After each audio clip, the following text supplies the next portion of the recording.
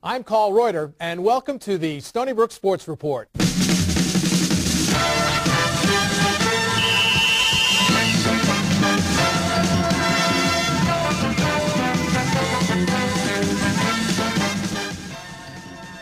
basketball now on the menu, joined by the head coach Steve Pikiell. And Coach, boy, a lot has changed since we last talked. And you have 6 new faces on this team this year. I know you're excited about the upcoming year. You know what? We got a new locker room. We got a new film room. We got a new Pritchard gymnasium. We got a lot of new guys on our roster. We got some of the old guys back and better.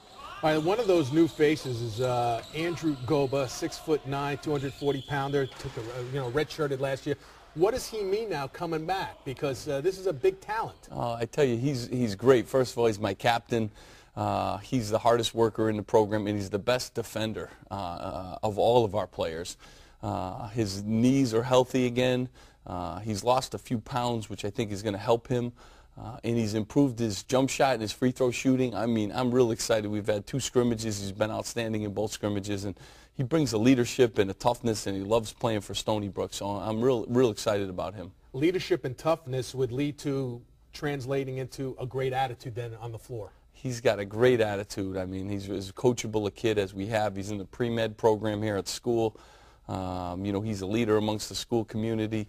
He's really a huge addition to us last year, and he's been around for a while too, so he's not a rookie. He understands. He's played in America East games, and you know, I'm real excited about him. He's brought a leadership to our program that we haven't had. You mentioned the word huge. Now that translates into size. 6'9", Danny Carter, 6'7", Dallas Joyner. You said we're going to love Dallas Joyner. I tell you, the 2 newcomers, I'm real excited about both of them. They've been outstanding in practice so far. Danny Carter's from England. He was the under-19 player of the year there in England. He can shoot the 3. He can put it down. He's a real versatile guy, 6'9", 215. So I love his passing ability and his versatility, and he's a high-energy guy.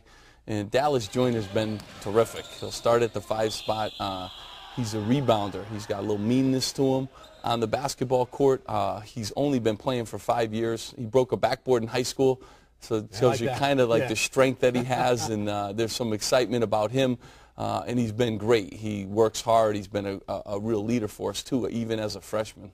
If I go and take you into the backcourt, you're very deep at the guard position. You have returners in Chris Martin, Michael Tyree. You have some new additions as well. So talk first about Martin and Tyree, because do they pick up the slack from Ricky Lucas, who is now on your coaching staff, but we'll get to that after. But talk about Martin and talk about Tyree. Well, I tell you what, they've very improved. They had good summers. Mike is really shooting the ball well. I think he got through that adjustment to college basketball. Chris Martin's in great shape. He's down to 201, which is the lowest he's been, and he did a great job in the offseason about making his body change. You know, he really struggled with conditioning all last year. He's shooting the ball well. He's got a confidence about him. He's going to have a good year for us. So I'm real pleased with the returning guards. And what about, talk about Jonathan Moore? He's one of the new additions. Yeah, he really shoots the ball and has done a great job. Very consistent in practice. Maybe our best perimeter defender and one of our better three-point shooters. You know, I'm real excited about him. He's been very, very consistent. He's in the gym a lot. He's really a true gym rat.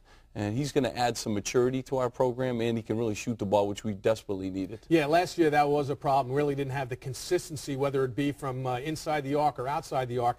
These guys that you just mentioned bring that consistency to the offense now, don't they? Yeah, they really do. And we got more weapons that can make threes, and I think that's important last year. We didn't have as many in our first scrimmage game. We had 7 different players hit threes, even though the line has moved back a foot. So I'm excited about that. Brian Dewar, one of our freshmen, can really shoot the ball. He's from New Jersey. I'm excited about him. He's been terrific in the preseason. Tommy Breton has been another guy that's from Hardgrave Military. Real tough, brings us some toughness that we needed, can also shoot the ball and pass it. So we got some versatility out of our freshman class that we haven't had, and we got more perimeter guys, including Jamal Paul, who shoots the ball very well and has been shooting for a high percentage. Steve, when you look at what you have with Goba and Carter and Joyner as big guys, you know, playing the front court, are they good enough, some giddy up there to get up and down the floor in transition? Do you want to push the ball up the floor this year? Yeah, I really do. And we now got a couple guards that can really pass the ball. Makes our transition game a lot better. But we also got guys that can space the floor out and stretch it out for our post guys. So, I'm excited about our offensive gains. I really think we can make some tremendous gains on the offensive end. Our staple's going to be defense, and we're going to play hard. And if we can get them to really come together and continue to believe in our core values of defending and stopping people and spacing it out on offense and taking good shots, I think we have a chance to be kind of an interesting team. That was your strength last year, was the defensive side. So what has to get done this year defensively to better last year? Yeah, you know what? We're changed up a little bit. We're going to play a little bit more man-to-man. We kind of zoned it a little bit last year at times. I think we're better just because physically we're bigger. We're going to be a better rebounding team. I think that'll help us on the defensive end. I really want to get out and contest shots and contain people. So I'm excited. I think we can make some gains in that area. We finished second in the league in defensive field goal percentage. So, if we could ever move up another slot in that and improve on the offensive end, then we really have things going. All right, let's look at a couple of additions on the coaching staff. You've added assistant coach Lamar Chapman, comes in from Toledo. And, of course, we mentioned Ricky Lucas. How did you get Ricky, and how did you get Lamar to come in here and be your assistant coaches? Well, I tell you what, one of my assistants got the head coaching job at Lycoming College, Guy Rancourt, and I'm very excited for him. He's going to be a head coach. And with that opening, I was fortunate enough to get Lamar Chapman, who had been at Toledo. They won the league 2 years ago and had done a great job there in that program. And he also coached at Central Michigan, and he's a seasoned recruiter. He was a high school head coach. So I'm glad. I think we got a steal. He's a good guy, and he's already, helped us sign a few recruits for the coming period. So I'm excited about what he brings. And Ricky, a homegrown, he believes in Stony Brook. He wanted to get into coaching. He's a great student. He's in grad school here. He's done a great job. He really, really wants to do this coaching thing. I tried to discourage him a little bit, but he didn't listen to me. And it's nice to have Stony Brook people because they kind of really understand what a special place this is. All right. Now, special place for you during your collegiate days as a player was UConn. So I go like this.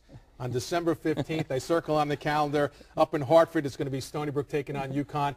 You go up against your old coach there, and Jimmy Calhoun. What's it like going to be going back there and playing them again? I tell you, everyone tells me, what a great opportunity. I said, yeah, it's real great until they throw the ball up, and they're the second-ranked team in the country, and they got NBA players at 4 positions. They got A.J. Price, who looks like he's going to be healthy, too. Yeah, exactly. So it's a great game. It's a great opportunity to get back home and play in Connecticut and play in front of the best fans in the country.